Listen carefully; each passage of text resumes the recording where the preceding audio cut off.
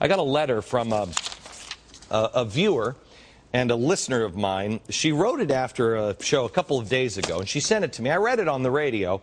I put it up on my website because I want you listen to it, and you tell me if this isn't how you feel. If it's not cool. If it is, you go to the website at glennbeck.com and you sign your name after this. This is unbelievable. This is exactly how I feel. She writes and she says, my name is Janet Contreras. I am a concerned, homegrown American citizen. I've been a registered Democrat all my life.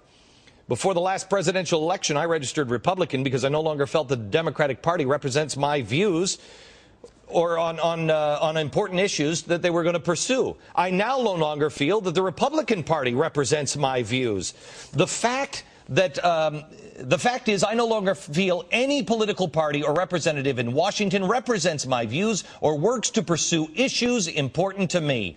There has got to be someone in Washington. Please tell me who you are.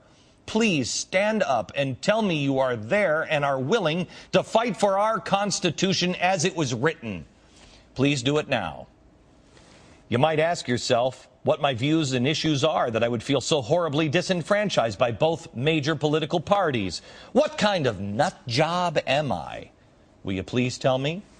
Well, these are my views and issues for which I seek representation. First one she lists is illegal immigration. I want you to stop coddling illegal immigrants. And I want you to secure our borders, close the underground tunnels, stop the violence and trafficking and drugs and trafficking in people. No amnesty, not again, been there, done that, no resolution. P.S. I'm not a racist. This shouldn't be confused with legal immigration. Then she says the TARP bill. I want it repealed. No further funding supplied to TARP. We told you no, but you did it anyway. I want the remaining unfunded 95% repealed. Freeze. Repeal. Third, czars. I want the circumvention of our checks and balances stopped immediately. Fire the czars. No more czars. Government officials answer to the process, not the president. Stop trampling on our Constitution and honor it. Then there's cap and trade. The debate on global warming, it's not over. There's more to say. Universal health care, I'm not going to be rushed into another expensive decision. Don't you dare pass this in the middle of the night and then go on break. Slow down. Growing government control. She writes, I want states' rights and sovereignty fully restored. I want less government in my life, not more. Shrink it down. Mind your own business. You've got enough to do with your real obligations. Why don't you start there? ACORN. I don't want ACORN or its affiliates in charge of our census. I want them investigated. I also do not want mandatory escrow fees contributed to them on every real estate deal that closes. By the way, did you know that happens, America? Stop all the funding to ACORN and its affiliates pending impartial audits and investigations. I don't trust them with the taking of our census or with our taxpayer money. Face up to the allegations against them and get it resolved before the taxpayers get any further involved with them. If it walks like a duck and talks like a duck, hello? Stop protecting your political buddies. You work for the people. Investigate. Redistribution of wealth. No. I work for it. I work for my money. It's mine. I've always worked for people with more money than I have because they gave me a job. That's the only redistribution of wealth I support. I never got a job from a poor person. And let me ask you another question. Why do you want me to hate my employers? What do you have against shareholders making a profit?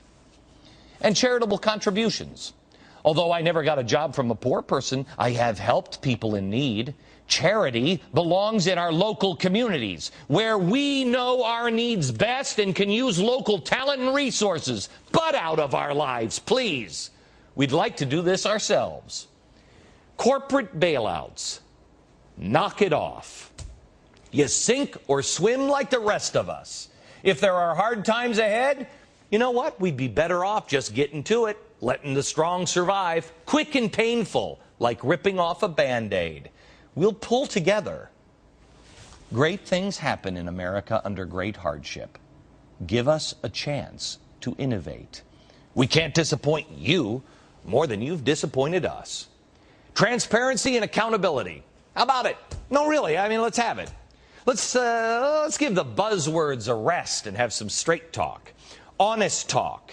Stop trying to manipulate and appease me with clever wording. I'm not the idiot you obviously take me for. Stop sneaking around meetings in back rooms and making deals with all of your buddies. It will only be a prelude to your criminal investigation. Stop hiding things from us.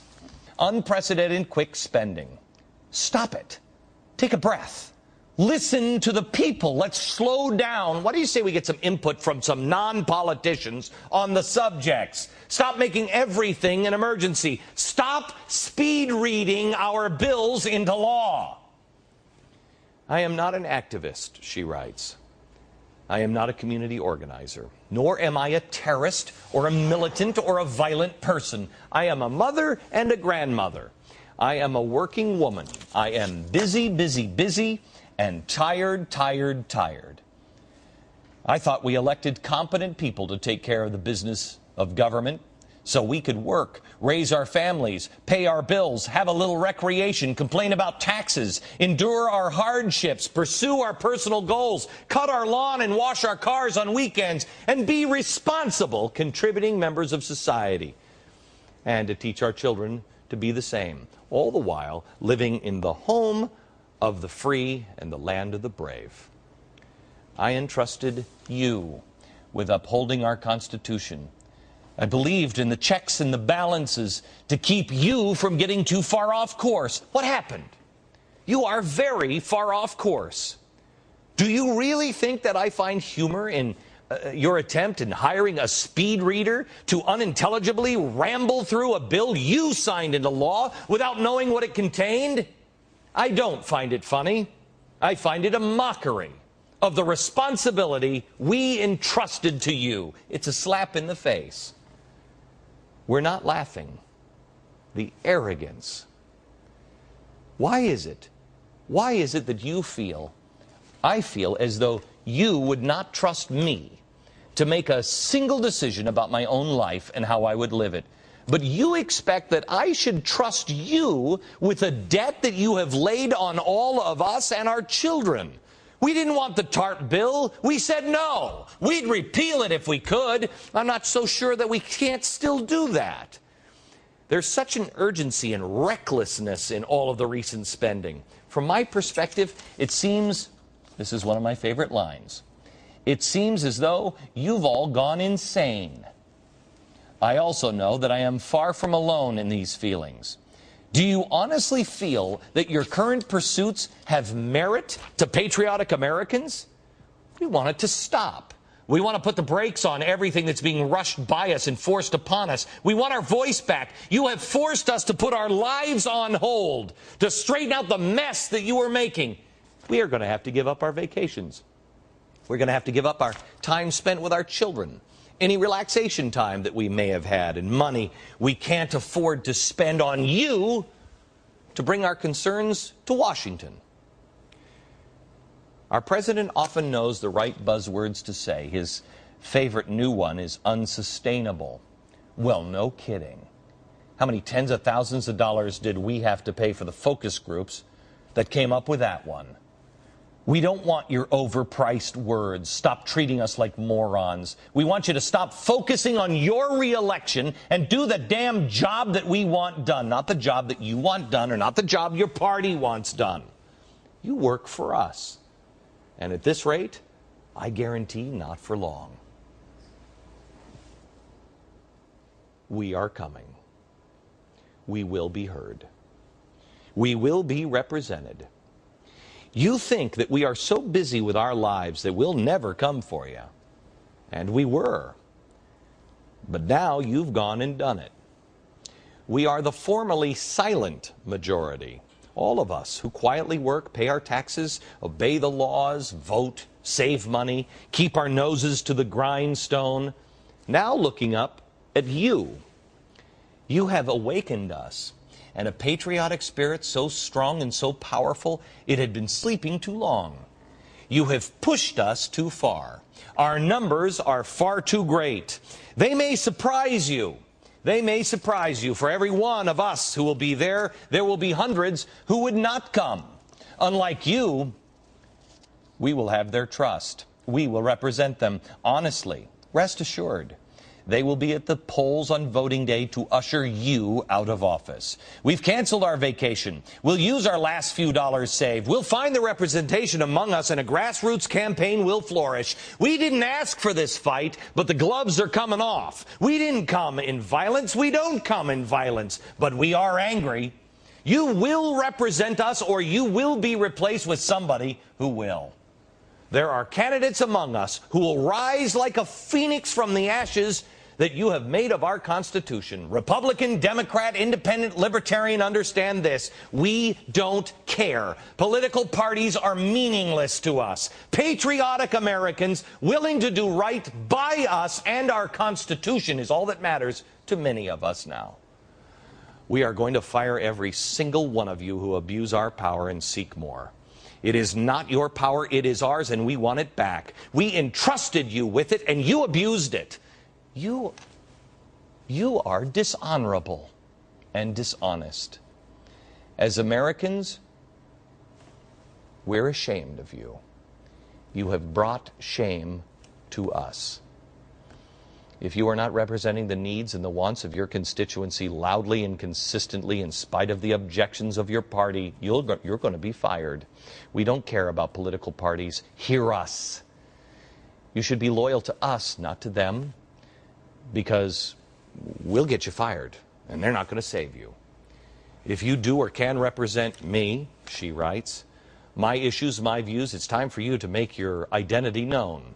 You need to make some noise about it. Speak up. I need to know who you are. If you do not, you will be herded out with the rest of the sheep. We will replace the whole damn Congress if need be. We are coming. We are coming for you. Who do you represent? What do you represent? Listen, we are coming. We the people are coming. I talked to this woman today. She said to me, I don't want to be this person. I've never been this person. I'm a grandma. She said, but they've forced me to do it. We have been fools to trust them for so long. You can read that letter at glennbeck.com. Read it and sign your name after it if you agree with what she said.